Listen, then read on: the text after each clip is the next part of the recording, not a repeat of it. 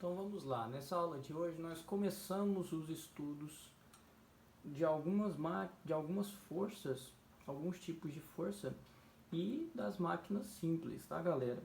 Então o início lá que vocês perderam, eu tinha falado da força peso, o primeiro tipo de força que a gente ia ver.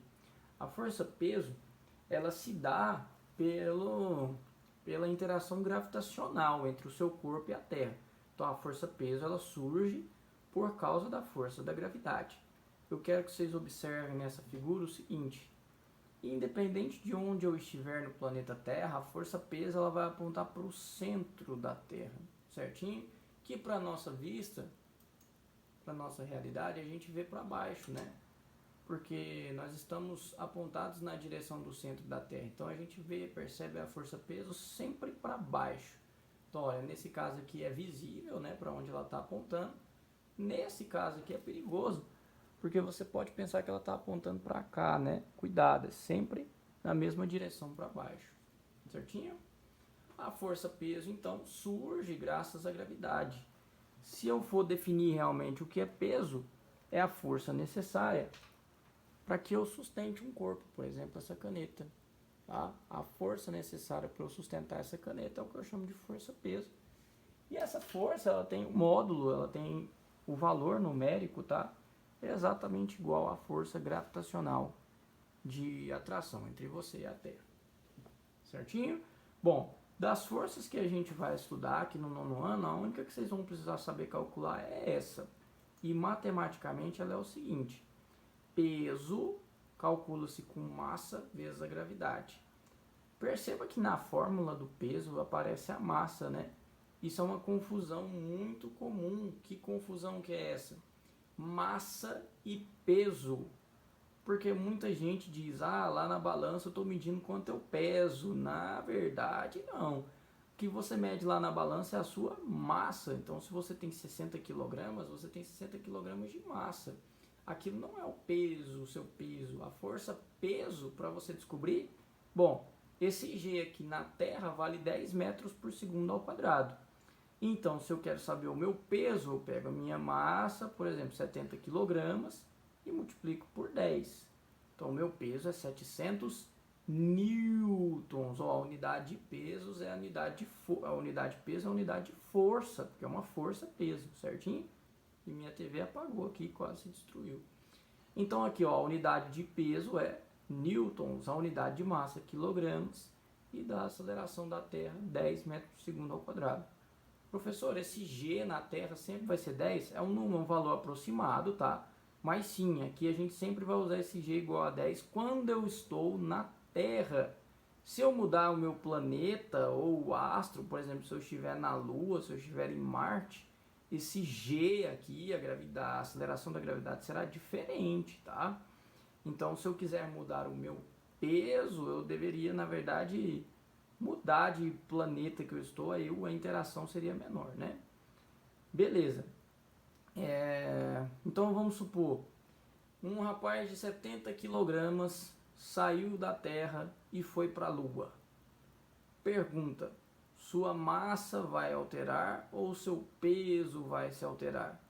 Bom, se o rapaz tinha 70 quilogramas aqui na Terra, lá ele terá 70 quilogramas também, considerando que ele não vai emagrecer, nem engordar, né? Enfim, estou considerando que ele vai só sair daqui da Terra do jeitinho que ele está e chegar na Lua.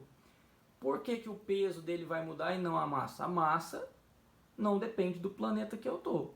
O peso depende. Por quê? Por causa desse G aqui, ó. Cada planeta, cada astro que eu estou, cada distância de um astro, essa aceleração da gravidade tem um valor diferente. E aí entra uma tirinha do Garfield aqui, ó. Pega a ideia para você ver. Você está muito gordo, o rapaz diz. E o Garfield: estou ouvindo. Quero que você perca peso, ouviu bem?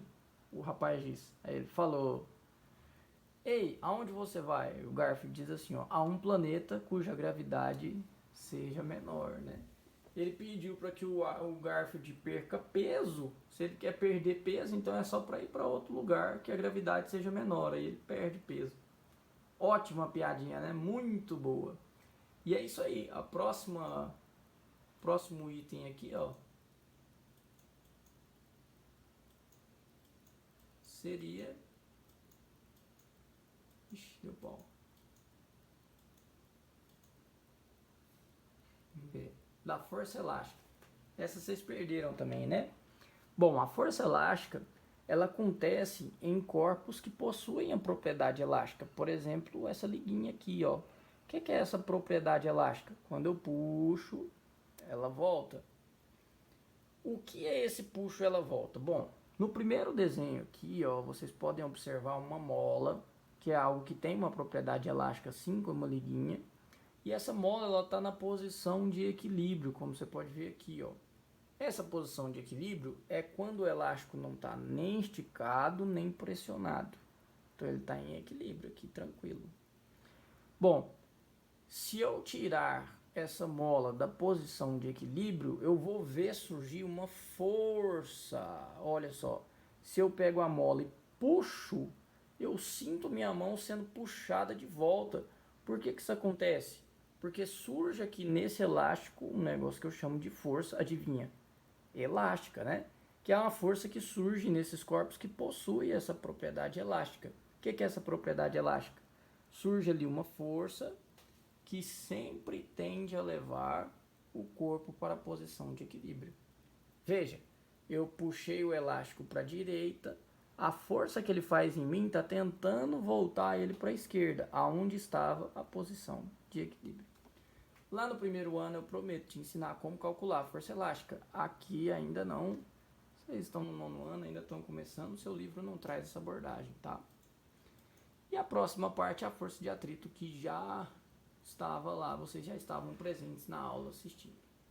Certinho? Muito obrigado e até a próxima.